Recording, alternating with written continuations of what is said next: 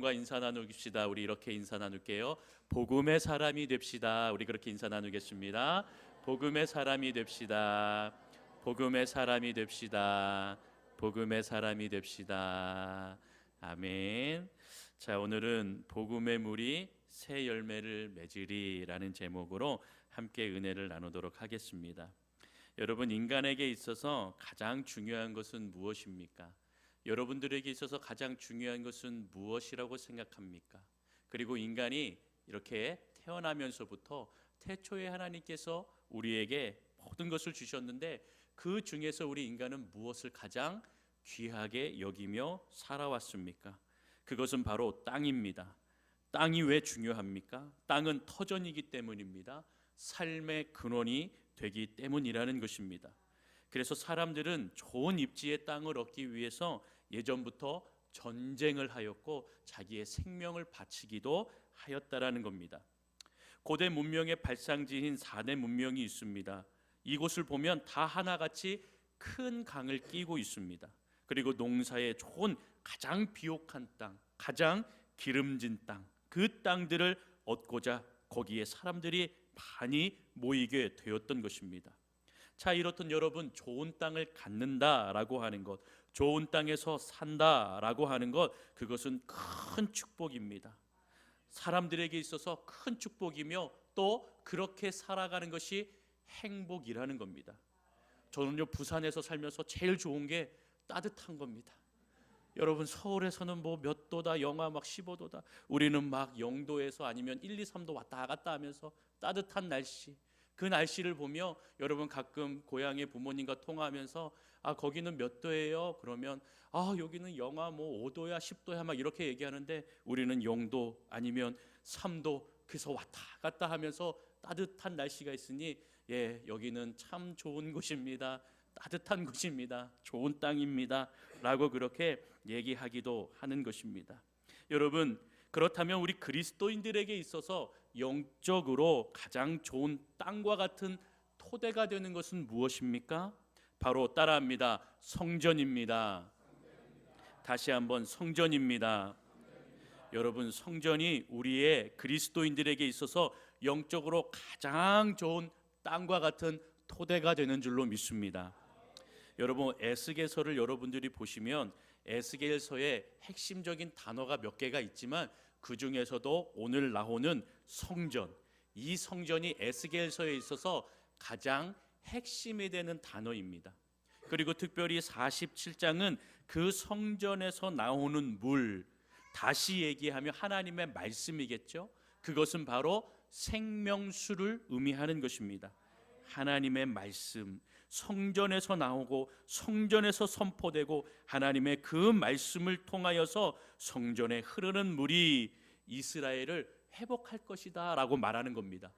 그래서 이스라엘을 회복하고 이스라엘을 다시금 축복하실 것이다 라고 말해주는 내용이라는 것입니다.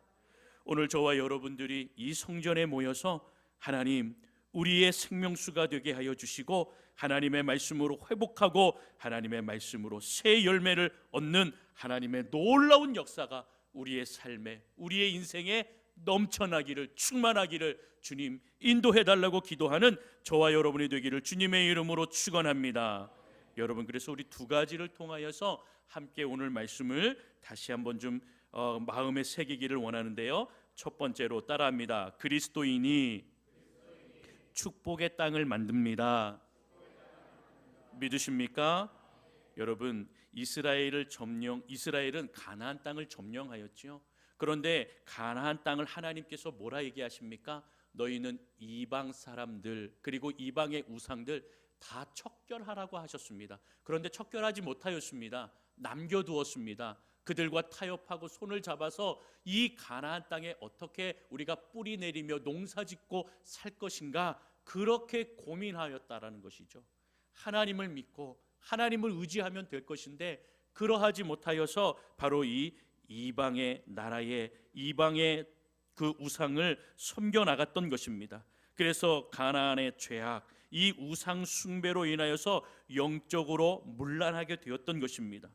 그래서 하나님은 가나안 땅에 들어가기 전에 먼저 이스라엘 백성들에게 이렇게 이야기하셨지요. 우리 레위기서 18장 24절 25절 우리 함께 보기를 원합니다. 레위기 18장 24, 25절 우리 화면을 통해서 먼저 24절 읽겠습니다. 시작.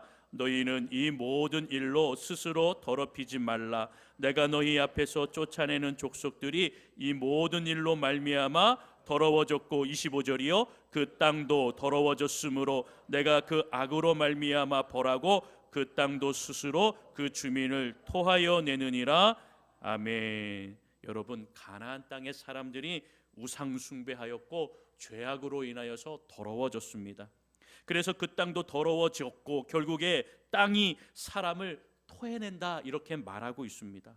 그런데 여러분 자세히 보면 땅보다 더 중요한 것이 있습니다. 무엇이 중요합니까? 사람이 중요한 것입니다.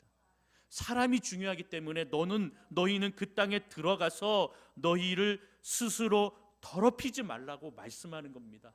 더럽히면 너희가 더러워져서 그 땅이 더러워졌고 결국에 그 땅이 너희를 토해낸다라고 그렇게 표현하고 있는 말씀입니다. 그렇기 때문에 여러분 땅보다 중요한 것은 사람입니다. 그리고 그 사람, 주님을 믿는 사람, 그리스도인이 축복의 땅을 만든다라고 하는 것을 믿는 저와 여러분이 되기를 소망합니다. 자, 그렇다면 사람이 더러워져서 그 땅도 더러워지면 어떤 일이 생깁니까? 우리 계속해서 레위기 26장 18절, 19절, 20절을 읽어보도록 하겠습니다. 우리 먼저 18절 읽습니다. 시작. 또 만일 너희가 그렇게까지 되어도 내게 청종하지 아니하면 너희의 죄로 말미암아 내가 너희를 7배나 더 징벌하리라. 19절이요 내가 너희의 세력으로 말미암은 교만을 꺾고 너희의 하늘을 철과 같게 하며 너희 땅을 녹과 같게 하리니. 20절이요 너희의 수고가 헛될지라 땅은 그 산물을 내지 아니하고 땅의 나무는 그 열매를 맺지 아니하리라. 아멘. 여러분 그렇습니다. 영적으로 죄악과 우상 숭배하는 모습은 결국 그 땅이 황폐화가 되는 것입니다. 황폐화가 된다라는 것은 무엇입니까? 여러분 열매를 맺지 못한다라는 것입니다. 여러분 그 땅이 더러워진 이유가 무엇입니까? 거기에 사는 사람이 더러워졌기 때문이라는 것입니다. 여러분 우리가 이것을 기억해야 됩니다. 우리의 땅이 더러워지는 이유가 무엇입니까? 여러분 우리는 부모들은 어려서부터 아이들에게 가르칩니다. 이거 먹은 거 쓰레기는 쓰레기통에 버리는 거야 막 그러죠. 그런데 여러분 나가 보십시오. 그대로 살아갑니까? 아니죠. 막 쓰레기를 여기 버립니다. 부모들도 버리니 아이들도 버립니다. 그러니까 막 쓰레기가 나오는 것입니다. 여러분 그렇게 교육을 받지만 사람들의 마음이 황폐하여져서요 그냥 그러한 인생을 살아가지 못한다라는 것입니다. 사람의 마음이 황폐해지고 사람의 마음이 더러워지니 그 땅이 더러워지는 것입니다. 여러분 그렇다면 이 땅을 변화시킬 사람들은 누구입니까? 이 땅을 변화시키고 이 땅을 가장 좋고 아름답게 변화시킬 그 사람들은 어떠한 사람들입니까? 바로 복된 사람들이다라고 성경은 말해주고 있습니다. 하나님의 말씀을 사모하고 지키는 사람은 복된 사람입니다. 그 말씀이 시편 1편 1절부터 3절에 기록되어 있는데요. 우리 함께 좀 확인해 보도록 하겠습니다. 시편 우리가 잘 아는 말씀 1절 먼저 읽겠습니다. 시작. 복 있는 사람은 악인의 꾀를 따르지 아니하며 죄인의 길에 서지 아니하며 오만한 자의 자리에 앉지 아니하고. 2절이요 오직 여호와의 율법을 즐거워하여 그의 율법을 주야로 묵상하는도다. 3절이요 그는 시냇가에 심은 나무가 철을 따라 열매를 맺으며 그 잎사귀가 마르지 아니함 같으니 그가 하는 모든 일이 다 형통하리로다. 아멘. 할렐루야. 여러분 복 있는 사람은 어떠한 사람이요? 악인의 죄를 따르지 않고 죄인의 길에 서지 않고 오만한 자리에 앉지 아니한다.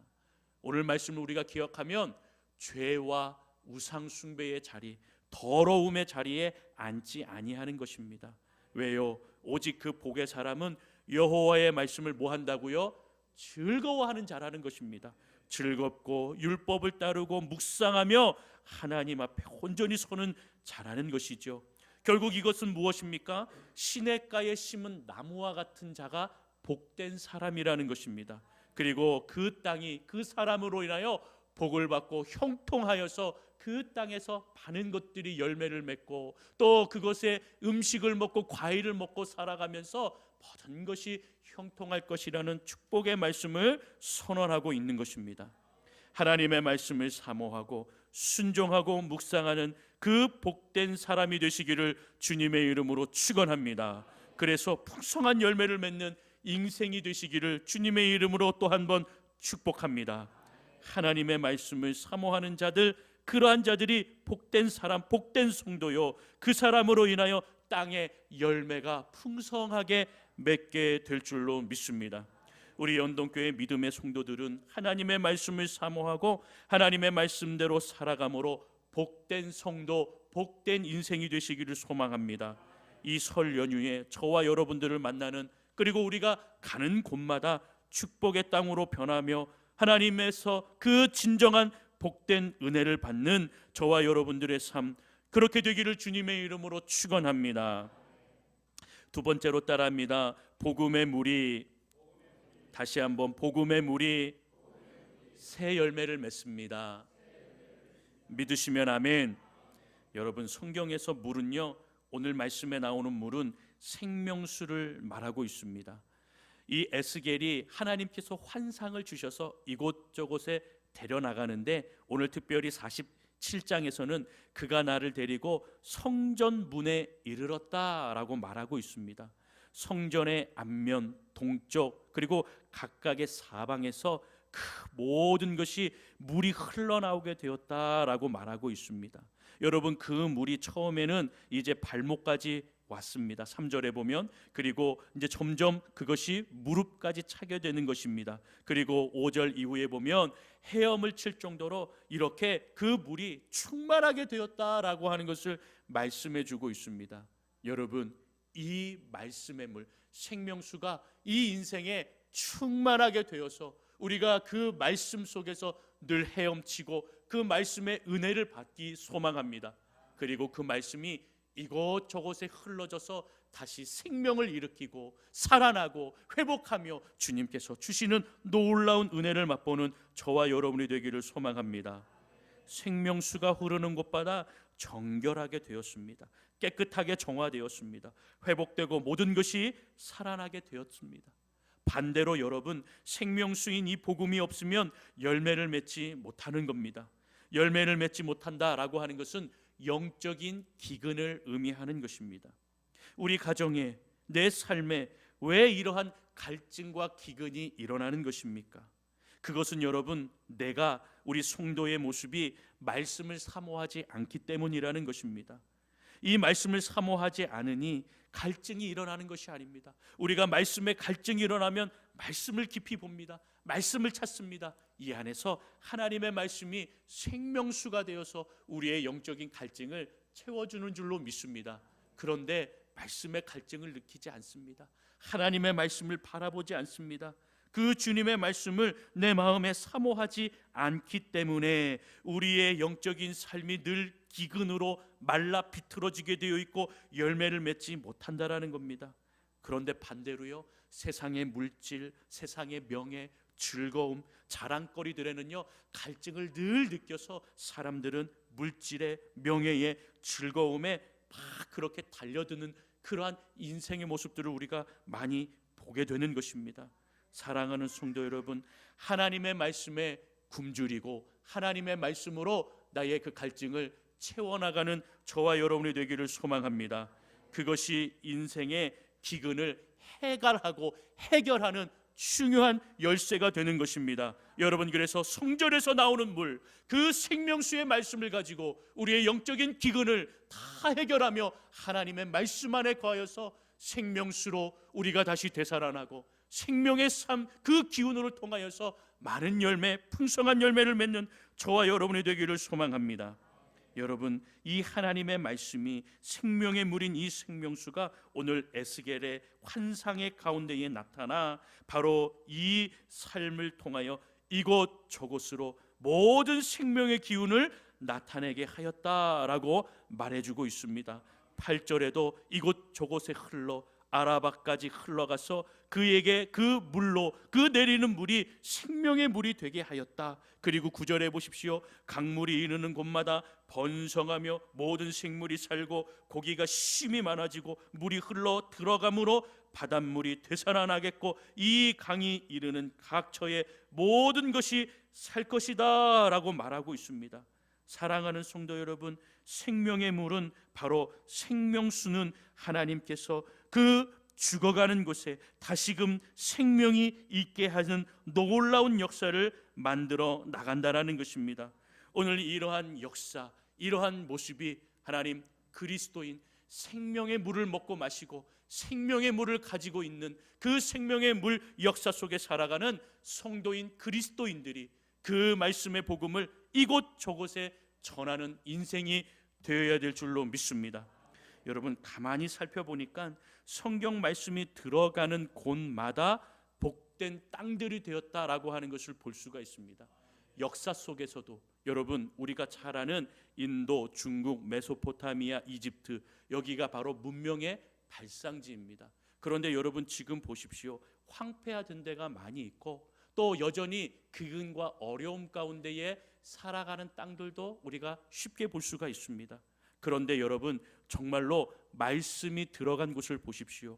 유럽의 땅도 미국의 땅도 여러분, 그리고 정말로 동방에서 가장 가난하였던 우리 대한민국도 하나님께서 믿음의 사람들을 통하여서 그 생명수의 말씀을 우리에게 주시니 이 말씀이 우리 땅을, 우리 이 대한민국을 아름답고 또한 풍요롭고 인도해 주신 줄로 믿습니다.